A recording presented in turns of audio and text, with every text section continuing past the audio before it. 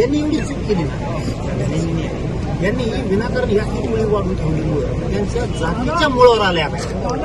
या गुंडगिरीची यांना सवय लागली, पैसा कमवणे, गुंडगिरी करणे आणि त्याच्यातून राजकारण करणे. आणि आता काय झालंय ते सगळं बंद झालं. त्यामुळे हे पूर्ण बिथरलेवून झाले आणि तीच लाभार्थी टोळी आता ह्या दोन नेत्याच्या अशी मुळावर आली.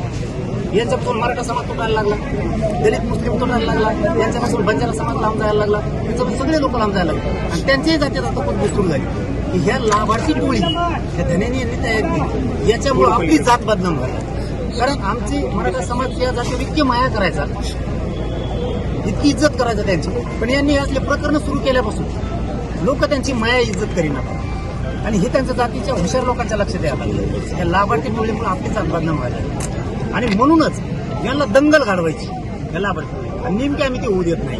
कारण जातीय दंगल झाल्यावर काय चांगले गरीब लोक आहेत ना त्यांच्या विनाकारण त्यांच्या सुद्धा मुळावर येणार आहे की लाभार्थी टोळी त्यांच्या जातीला रोखलीच पाहिजे.